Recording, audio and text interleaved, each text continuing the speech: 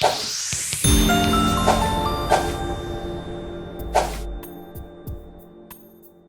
I'm Dr. Sunny Fridge. Welcome to another edition of Rise and Shine with Dr. Sunny. Season 2 is dedicated to helping you unleash your inner speaking superpowers. Every week you get tips, tools, and techniques to help you become a better communicator. On this edition of Rise and Shine, my guest will share how you can speak up and get clients. If you're watching on YouTube or Facebook, I'd love if you would share in the comments below where you're watching from. If you're listening by podcast, please subscribe so you never miss a show. I believe everyone has a purpose and the potential to live their best life. Entrepreneurs, speakers, are you ready to take your public speaking skills to a new level? Do you want to get your message out to the audience that you serve? Are you looking to change lives for a living?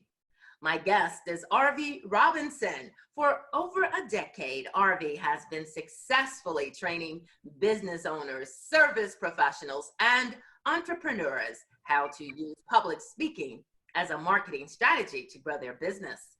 Her techniques will help you instantly attract more clients, generate unlimited leads, and grow your business and get your message out to the world every time you open your mouth. Wow. Welcome, Arvee. Thank you. Thank you. So glad to have you. Please just tell us a little bit more about yourself and your mission. I would love to. Well, you see, I didn't set out to be a public speaker, much less a public speaking trainer. It was all by accident. As a matter of fact, my degree is in information systems. I'm half geek. And I went to work right out of college for a company by the name of Deloitte Haskins and Sells, one of the big 8 CPA firms. And my boss came to me, and what they wanted me to do was they wanted me to set up financial accounting systems for small to mid-sized companies and teach these controllers and CFOs how to use them. So I thought to myself, well, piece of cake. I can go out there and tell people about it because I took one speech class in college. I thought I knew everything there was to know about public speaking, but I was very, very wrong. As a matter of fact, I didn't get any clients, no projects, nothing. And I spoke a lot because doors would open, pretty fast with working for a company that size. But I didn't know what I was doing wrong, but I just wasn't getting any results. So then one day, this woman comes up to me at the end of one of my talks, and I thought, oh, I must be getting better. Yay, someone's coming to talk to me, right? And she comes up to me, looks me in the eye, and says, honey, I hate to tell you this. So now I'm thinking, well, then don't, right? But she said, honey, do you know that after every sentence you say okay? And I just looked at her, and the only thing I could think of saying back to her was, okay. And I got it, just like that. I got it that I was the problem. That just because I could flap my jaw, just because I could speak, didn't make me a public speaker. And that's what we see a lot sometimes today. And I learned that I had to respect public speaking like any other industry and get trained, take classes, get coached. And so that's what I did. I went to every seminar I could find. I read every book I could find on it. And as I got better at it, I got better clients. So I would go out and go blah, blah, blah, blah, blah, blah, poof, clients. And I thought to myself, this stuff really works. When you do it right, it really works, and you can get the same results that other people are getting when you know how to do it. So I used it throughout my career, and I would get promotions and raises and that kind of thing. So I learned how not only to use it to get clients, but use it for upward mobility as well within my firm. And then after about 23 years, I reached the very top that I could go in my CPA firm without being a CPA myself. And that was as a senior manager. So I decided, you know what, it's time to make a change. I was no longer making a difference. I was no longer that trailblazer I was in the 80s. And I ended up just being a manager, supervising staff, and my staff could do things much cheaper than I could do by then. And so I didn't, I just lost the passion for it. So I knew it was time to make a change, but I didn't know what kind of change to make. This was my life, my career. And so I did what any smart girl would do. I prayed about it. And it wasn't long before God gave me the answer. And this is how he said it to me. He said, teach others what I've taught you. That's what he said to me. And I knew what he meant, public speaking. So 16 years ago, I left corporate America, started my own business. And since that time, I've trained over 5,000 people, 5,000 professionals, business owners, but also brigadier generals and teachers and pastors and bishops and you name it, I've taught. And I've given over 3,500 speeches all over the world. And I don't say that to impress anybody, but I say it to impress upon people that anybody could do this. You could have a career in public speaking as long as you learn how to do it right. And don't just think because you can flap your jaw like I did that you're a speaker, because there's no such thing. And Lisa Nichols will say this, that there's no such thing as a naturally born speaker, only trained speakers. And I can prove it by saying, if you had a son or a daughter and they showed signs of being able to sing, what's the first thing you would do? Get them lessons. Yeah, get them lessons, get them in training, get them a coach, and they stay with that coach. You don't just take a singing lesson once or twice and end up on The Voice, right? You take it consistently. And same with public speaking. You need to consistently be learning and training and be around speakers and watch speakers. It's a continuous learning strategy. You have a book called Speak Up, Get Clients. Yes, I do. And tell us about that. What's in the book? Okay, well, it's a really fabulous book. I have to tell you, it took me 9 years to write it. And partly because I'm a speaker, it's much easier for me to speak, put on events. But I had to learn how to write. I had to respect writing just like I had to respect speaking and actually learn how to write. So I got a book coach, and we, and way out, years after I had started it, of course. And, but here's the amazing thing. There's 2 chapters in there that wouldn't be in there had I released it sooner. And one of them is the biggest lie about public speaking, the biggest lie. And the other one is how to use speaking and step up as a leader in your industry. But primarily the book is about how to actually use speaking to get clients, generate leads, and grow your business. So that's what the other chapters are about. And I have my system in there. I teach a step-by-step system to create and craft a persuasive presentation that people want to buy. And when I say buy, I'm not just talking about products and services, but buy your ideas, buy your way of thinking, buy whatever it is. Maybe you're not for profit and you want to raise money from the stage. All of that, you need to be persuasive. So there's a lot of techniques on how to become persuasive. I love it. Now, as you said earlier, man, over 5,000 clients, they're from all walks of life. But what's one of the most common challenges that your speakers and entrepreneurs and people that you've come across, what's one challenge that they typically face? The biggest challenge is that they don't know how to craft that presentation. They don't know what to do, when to do it, and even where to go to do it. So when I came out in this public speaking world 16 years ago, I looked for systems, because remember, I came out of the system world, system environment, flow charts and all of that. And there wasn't any. The closest thing I could find to a speaker system was have a beginning and middle and end. But no one ever told you what to put in it. Well, I come along and I tell you exactly what to put in it. Not the words, because they're your words, but how to start that. How to, what's the next step? How to build rapport with your audience, your professional story and where that should go. And then the content.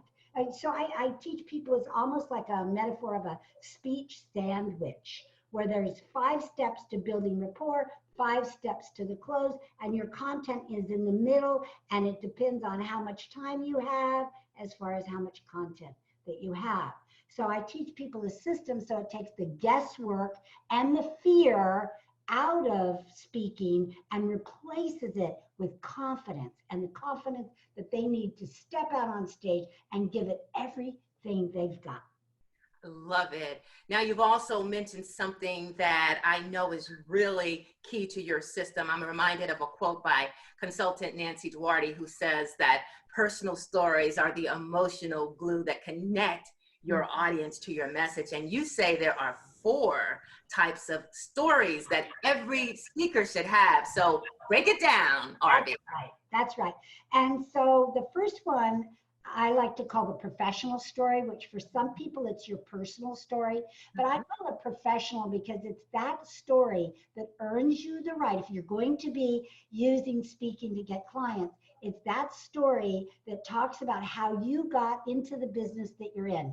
In other words, it earns you the right to be talking about whatever you're talking about. So if it's insurance, if it's financial plan, if it's health coaching, whatever it is, we want to hear how you got into it. And we want to know that, okay, you've earned the right. Now, people love rags to riches stories anyway. They love meth to success. So we want to hear maybe you struggled, and then just like I did, I was a lousy speaker when I started because I thought I could just, one speech class, I thought I knew everything. And I failed and I got embarrassed and, all that. And then I had to make that decision that wasn't going to happen again, that I was going to, get trained. And now, of course, the history speaks for itself. So professional story earns you the right to be there. Some people call it personal story, and I used to, but the personal story is, and you may have personal stories, but that personal story is for a different audience. In other words, if you're going to speak to a group of foster kids and you were a foster child yourself, then that's a more personal story. We're not trying to sell anything. We're trying to touch people's lives. Then we share the personal side of our story. Otherwise, we don't. Is that clear? Yes. Okay. Otherwise, if we're trying to get clients, only professional. And if you were ever telling a personal story, always heel off stage before you bring it on stage. Because if you're crying uncontrollably, that makes the audience feel uncomfortable. Where if you're like brave and you're, fighting it back, boy, that turns on the waterworks on your audience. So. Absolutely. I've seen people who haven't healed yet, and then they get there and you feeling sorry for them and almost like, oh my God, you're just watching them unfold on stage. So that's a key point, Arvee. It's embarrassing. It's embarrassing for the audience. So the second story you need are success stories. So there's stories about people that have worked with you and had great success. They don't have to be real long. So one of mine is a story about Susanna Rhodes. Susanna, you'd like her if you met her.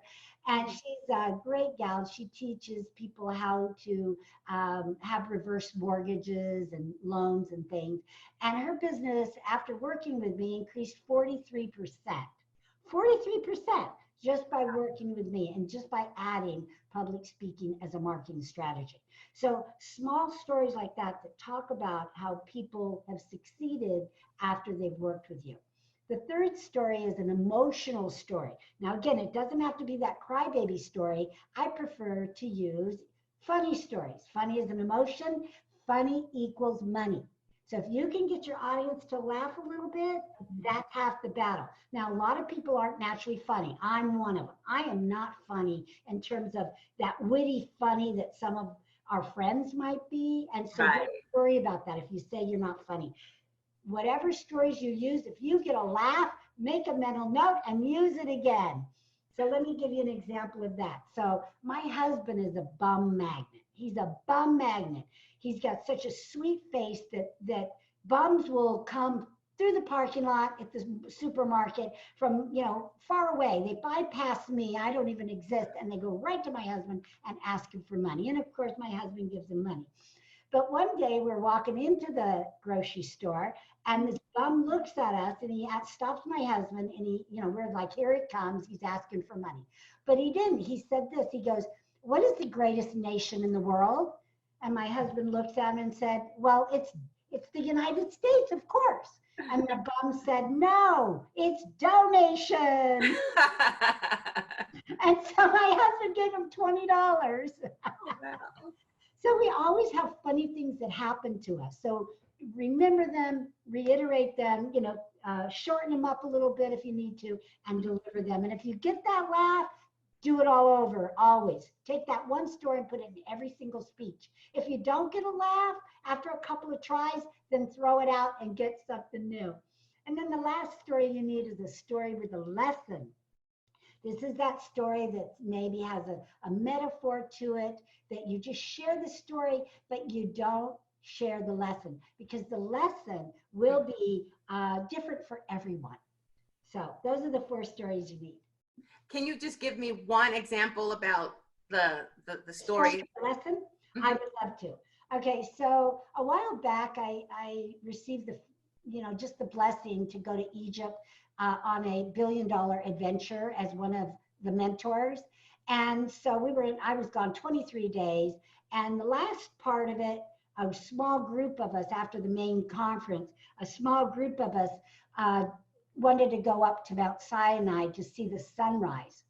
And so we got up real early in the morning. We went to the base of St. Catherine's Monastery, and the Bedouins, who are the native people that own the camels, were there. And the camels were all laying on the ground. And one of the Bedouins, because there's 2 ways to get up Mount Sinai. You can walk up 3,000 steps or take a camel. So I took the camel.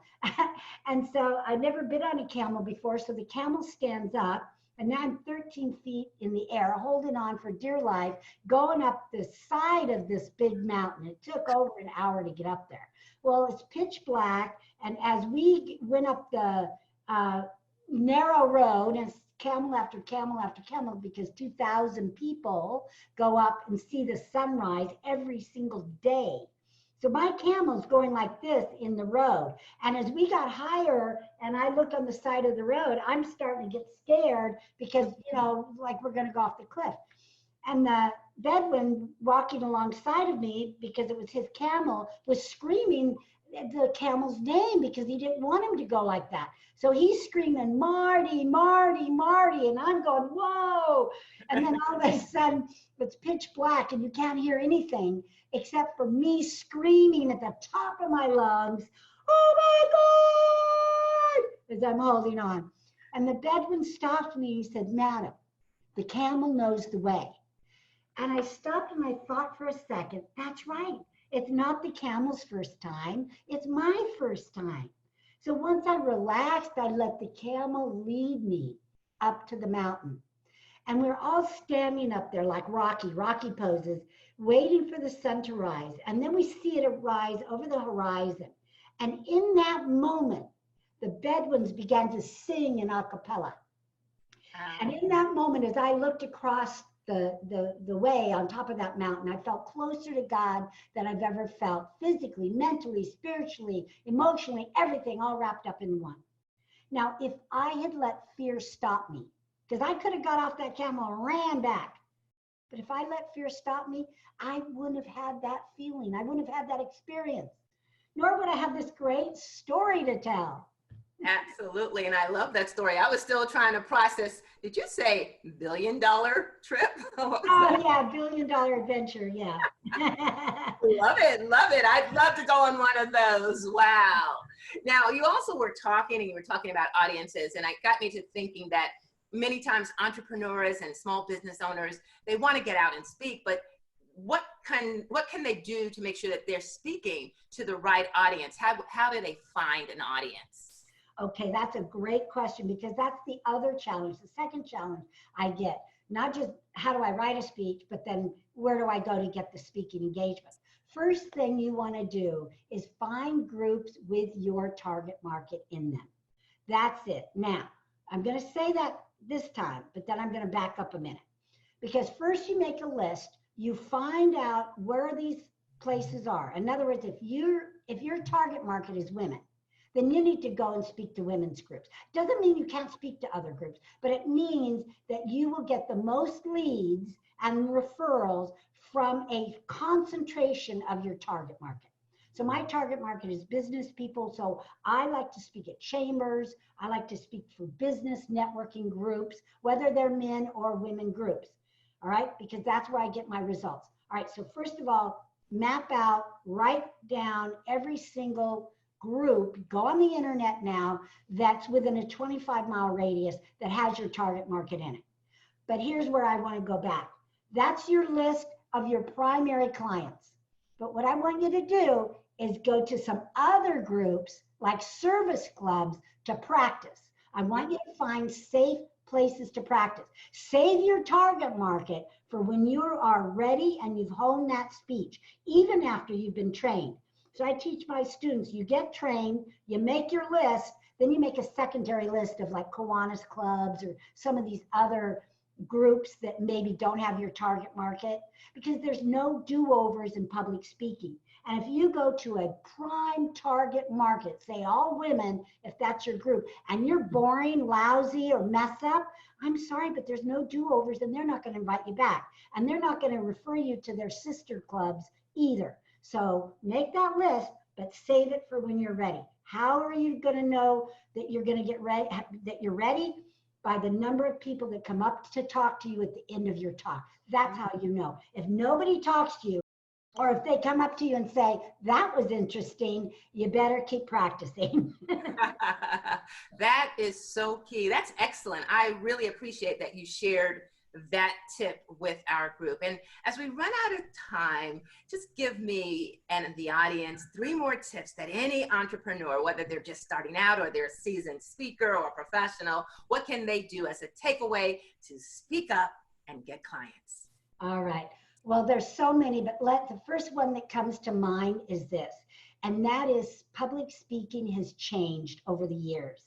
And if you're a seasoned speaker, you've seen it. If you're a new speaker, you may not have. But here's the major change. Our speaking time is getting shorter and shorter because people's attention span is shorter. So you have to be trained even more now so that you can be concise and get all the powerful information that you want in it.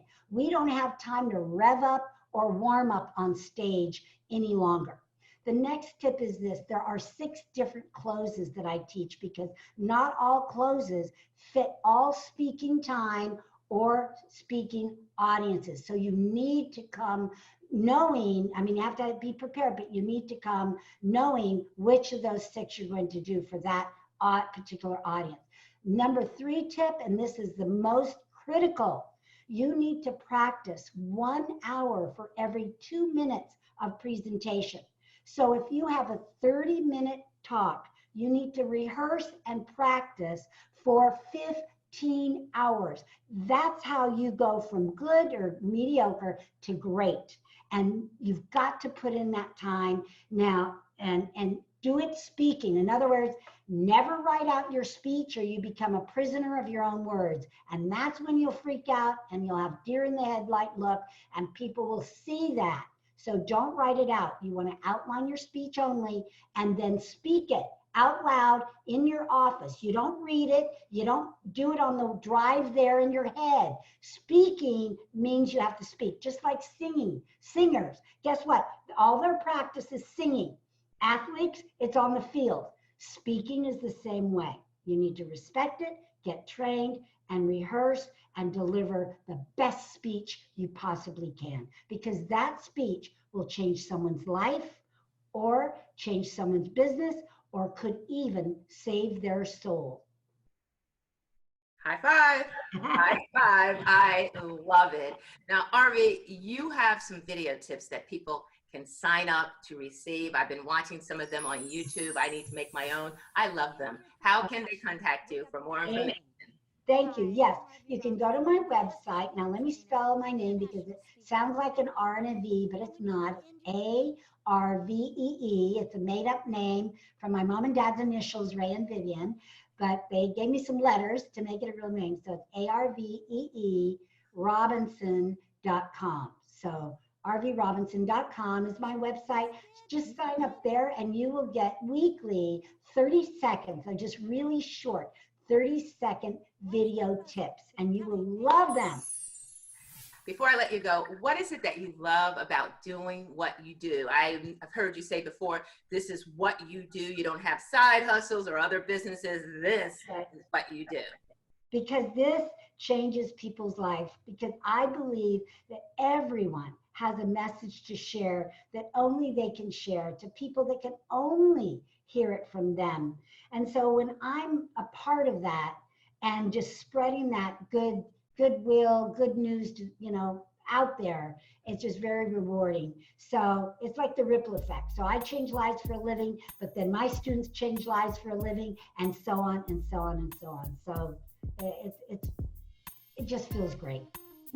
Awesome. And you are so great. Superstar, Arvee Robinson, thank you so much. Mwah. Thank you.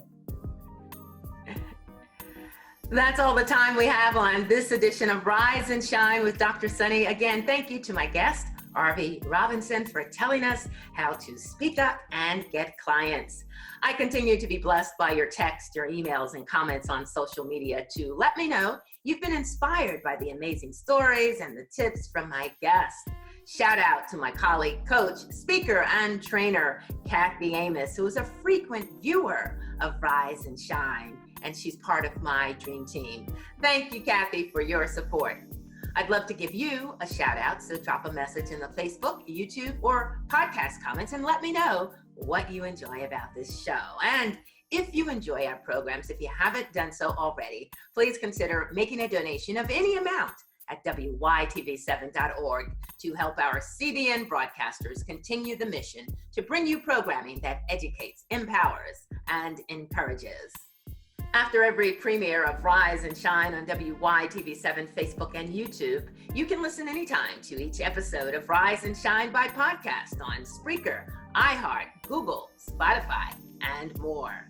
And if you're not on social media, you can find all my shows and podcasts online at wytv7.org/rise-shine. And please like my Facebook page at facebook.com/iRise and Shine. You'll find tips there to help you unleash your inner speaking superpowers, some you didn't even know you had. I look forward to helping you shine, rise above your speaking anxiety, rise above your fear, and rise to the challenge and opportunity to shine as a better communicator. I'm Dr. Sunny. Remember, it's your time to rise and shine.